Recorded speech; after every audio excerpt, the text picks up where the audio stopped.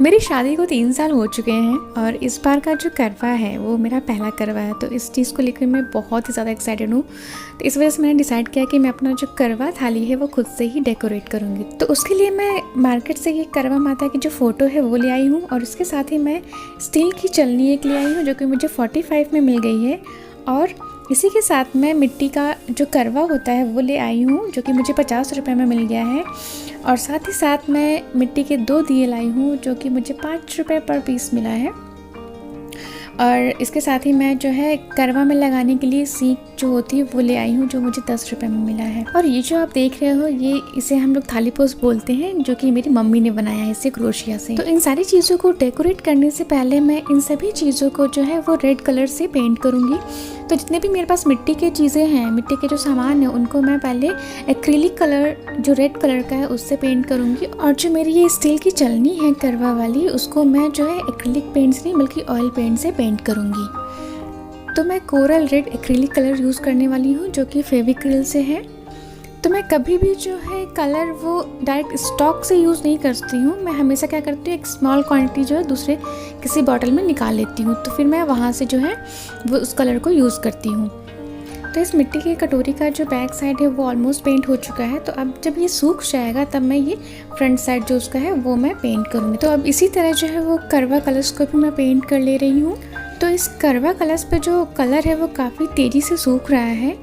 तो first coat जो मैं ये अप्लाई कर रही हूँ ये इतना ज़्यादा खिल के नहीं आ रहा है, तो इसके लिए मुझे लगता है कि सूखने के बाद मुझे इस पर दोबारा एक कोटिंग और करनी पड़ेगी। तो इसी तरह मैं इस दिए को भी कलर कर ले रही हूँ। इसका जब ये फ्रंट साइड सूख जाएगा उसके बाद ही मैं जो है वो इसके पीछे साइड में जो है वो कलर करूँगी। तो मिट्टी की सारी चीज़ों को मैंने जो है वो एक्रिलिक पेंट से पेंट कर दिया है। तो अब मैं इस स्टील की चलनी को पेंट करने वाली हूँ, जिसके लिए मैं एक्रिलिक कलर का बिल्कुल यूज़ नहीं करूँगी, ऑयल पेंट का यूज़ करूँगी। तो उसके लिए मैंने ये जो है ऑयल पेंट ले रखा है रेड कलर का, जो कि एशियन पेंट से है। इस पेंट का जो सिंगल कोट है वो ही इतना थिक है कि मुझे जो है डबल कोटिंग करने की कोई ज़रूरत नहीं पड़ेगी। लेकिन मुझे क्या करना होगा कि इसे जो सूखने के लिए मिनिमम 8 आवर्स तो देना ही पड़ेगा। तो मैं इसे सूखने देती हूँ। तो जब तक ये सारी चीज़ें सूख रही हैं तब तक मैं क्या करती हूँ कि जो फ़ोटो है उसको मैं फ्रेम कर लेती हूँ। तो ये जो फ़ोटो है वो 28.5 सेंटीमीटर लंबी और 22.5 सेंटीमीटर चौड़ी है। तो उसके अकॉर्डिंग मैं क्या करती हूँ कि कार्डबोर्ड कट कर लेती हूँ। तो मैंने ये कार्डबोर्ड कट कर लिया है। अब इसके ऊपर मैं फ़ोटो को जस्ट ऐसे ही फेविकोल से स्टिक कर दूंगी। तो फ़ोटो को मैंने कार्डबोर्ड के ऊपर मैं स्टिक कर दिया है। अब मैं क्या करूँगी कि मेरे पास जो एक ट्रांसपेरेंट पॉलीथीन है मैं इसके ऊपर मैं लगा दूंगी। आपके पास अगर कोई सेलोफेन पेपर है तो आप उसे भी यूज़ कर सकते हो। तो बस आपने क्या करना है कि जो है सेलो टेप की हेल्प से जो है इसको अच्छे से इस पर स्टिक कर देना है। तो कार्डबोर्ड के इन एजेस को जो है मैं वो रेड कलर के टेप से जो है कवर कर दूंगी। आप चाहें तो गोल्डन और ग्रीन कलर का जो टेप है वो यूज़ कर सकते हैं। तो इस फोटो फ्रेम में बस फाइनल टच देना बाकी है। तो उसके लिए मैं गोल्डन कलर का लेस जो है वो चारों तरफ फोटो के लगाने वाली हूँ। तो इस तरह से जो करवा माता की फ़ोटो है वो फ्रेम हो चुकी है। तो आप ही देखो कि एकदम से कम टाइम में और कम लागत में कितना अच्छे से जो ये फ़ोटो फ्रेम हो चुका है। तो फ़ोटो को फ्रेम करने में जितना टाइम लगा है मुझे, उस टाइम में जो है ये करवा का जो ये पहला कोटिंग है वो एकदम से सूख चुका है। अब इस पे मैं जो है डबल कोटिंग करने जा रही हूँ। तो ये जो मैंने सेकंड लेयर लगाई है इस पे ये भी ऑलमोस्ट कंप्लीट हो चुकी है। तो मैं इसे पहले सूखने देती हूँ। तो जब तक ये सूखता है तब तक मैं जो ये दिया और कटोरी है इनको डेकोरेट कर लेती हूँ। तो इनको डेकोरेट करने के लिए मैं यहाँ पे यूज़ कर रही हूँ गोल्डन कलर का एक्रिलिक कलर। और डिज़ाइन के तौर पे मैं यहाँ पे डॉट आर्ट यूज़ करने वाली हूँ। तो जिसमें सिर्फ और सिर्फ मैं डॉट्स से ही जो है वो डिज़ाइन बनाऊंगी।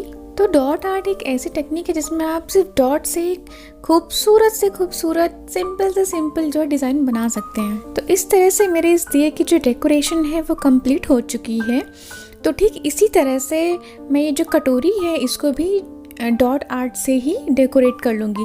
तो मैं सिर्फ और सिर्फ इसके एजेस पर ही डॉट से वो डेकोरेशन कर रही हूँ, क्योंकि बीच में जो है वो मैं चावल भरूँगी तो डिज़ाइन दिखेगी नहीं, इसलिए अंदर भरने की कोई ज़रूरत नहीं है। सिर्फ और सिर्फ एज को कवर करने से ही हो जाएगा। तो इस तरह से मेरी ये कटोरी भी कंप्लीट हो चुकी है। तो अब बारी है इस चलनी को डेकोरेट करने की, क्योंकि ये भी अब सूख चुकी है, 8 घंटे हो चुके हैं।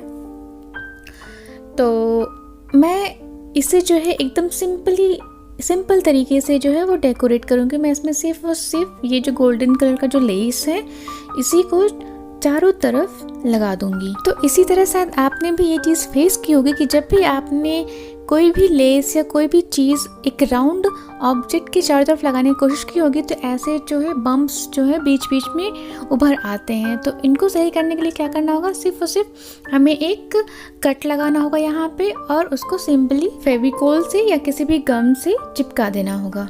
तो बस कितने सिंपल तरीके से कितना खूबसूरत बन गया है।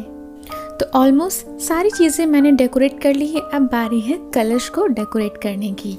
तो सबसे पहले मैं इस गोल्डन लेस से जो है यहाँ पे इसको स्टिक कर दे रही हूँ फेविकोल से।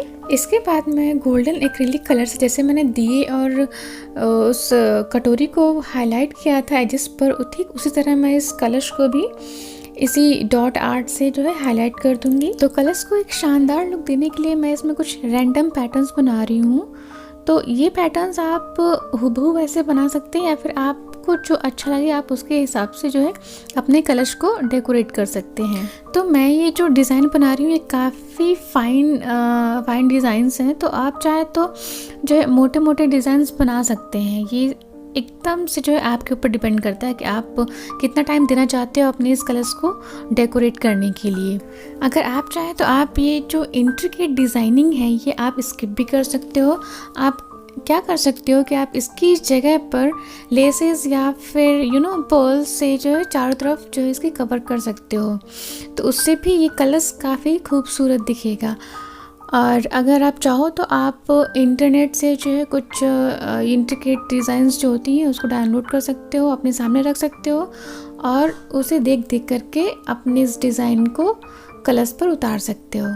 तो आपने अभी ये देखा कि कलश का जो पोर्शन विजिबल है उस पर मैंने बहुत ही फाइन डिज़ाइंस बनाई हैं, बट जो ये नीचे का पोर्शन है इसमें मैं थोड़ा सा जो है मोटे मोटे स्ट्रोक से डिज़ाइन कर दे रही हूँ, क्योंकि ये पोर्शन ज़्यादा दिखेगा नहीं, क्योंकि ये वैसे भी फ्लावर्स के बीच में रखा जाएगा तो नीचे की डिज़ाइन बिल्कुल छुप जाएगी, इसलिए मैं उसमें ज़्यादा टाइम स्पेंड नहीं करना चाह रही।